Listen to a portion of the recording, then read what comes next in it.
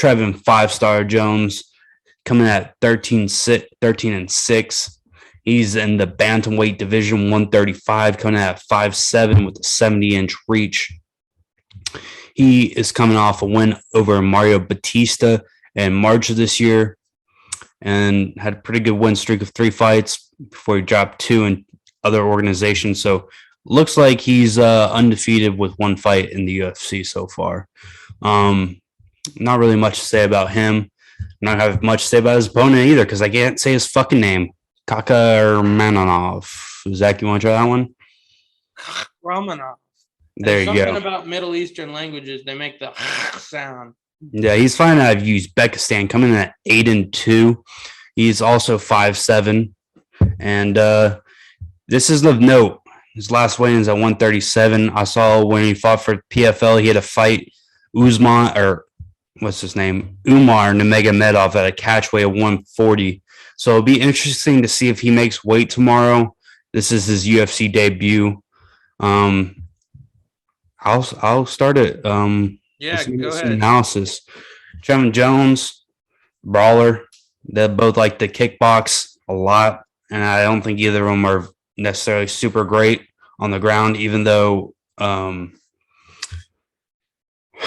can't even say his name. I'm just going to come over here.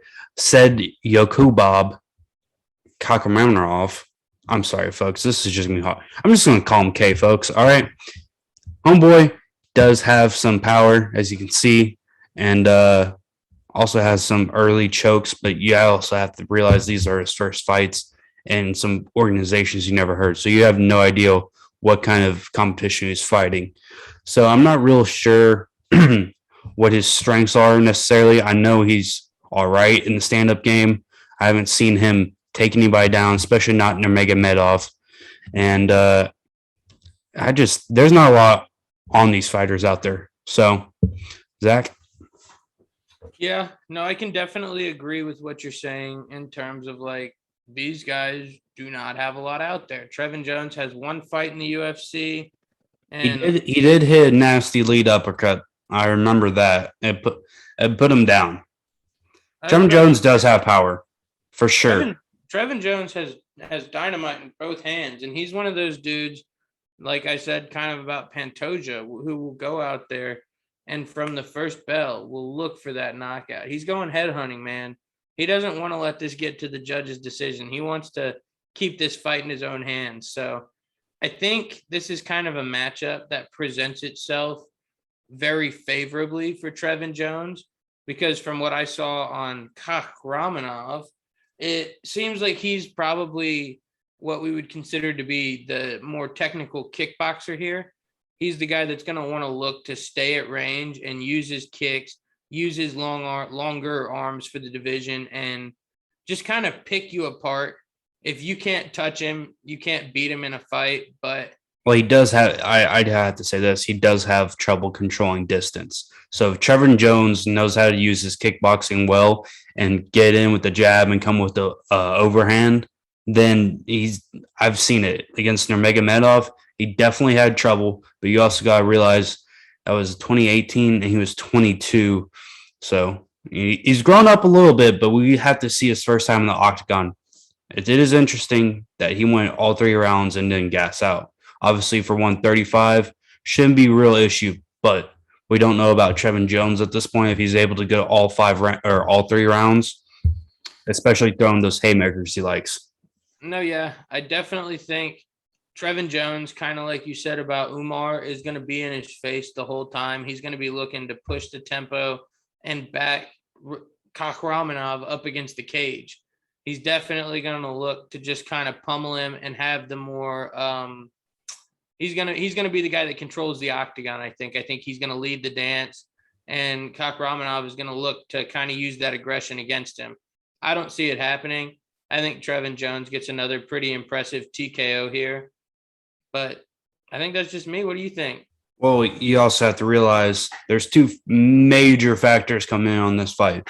One, Trevin Jones has had 3 bouts canceled in the past month, so he has cut weight 3 separate times to get down to 135. And this is his 3rd time, I believe, cutting down, right? And then fights on Saturday.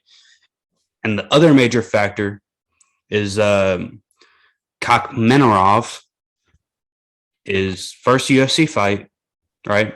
Right. And short notice. He hasn't been training. I mean, we can sit here and say that Trevin Jones has probably been in training camp for the past, 12 weeks, right? Agreed. So does that wear down Trevin Jones? Does a weight cut take effect with 3 times? Is he going to have the same energy and output? That's what I was saying. Is he going to be able to go 3 rounds? Also, does, Kakhramonov come out and get starstruck that he's in the UFC? So there's a lot of, this is just red flags all over from the betting side, in my opinion. So let's take a look if there's anything. I haven't looked yet, but let's see if there's anything nice. Nah, fuck this. Zach? Yeah, I was about to say, I clicked on the wrong thing. That's why my odds don't look different than they did earlier. Minus 139 for Trevin Jones. That'll play. I don't think that's the most horrible thing that we've ever played. And Jones wins inside the distance at plus 115. Is it possible that this could be a 3-rounder because he's fighting one of those infamous Eastern European, Middle Eastern, discrepancy countries where their guys are just unnaturally tough because that's all they do. The culture is growing up to be a fighter. But I feel pretty confident that Trevin Jones is going to get the finish here. So if you're going to play minus 139 and then plus 115, those aren't the worst odds ever. That's not the shittiest thing I've ever seen either. I'm taking. I think we're both taking Trevin Jones here, but I'm just saying I wouldn't even mess with this. This is just red flags all over because of what I just mentioned. The thing that scares me the most about Trevin Jones is that he cut 3 different times over the past month, and who knows how much he walks around at. So say he walks around about 160, he's still cutting 25 pounds. So cut 25 pounds 3 separate times within 4 weeks is a tall task. I mean, I'm sure he's sapped, but this can go either way. I think this is going to be a sneaky one, and I would not be surprised if Kakhramonov comes out and takes this somehow. Interesting. Well, you heard it here first. We're going with Trevin Jones, but we're not counting out the Uzbekistani either. Not by any fucking means. Not one fucking bit, you fucking schmucks. I think we got big boys next, though.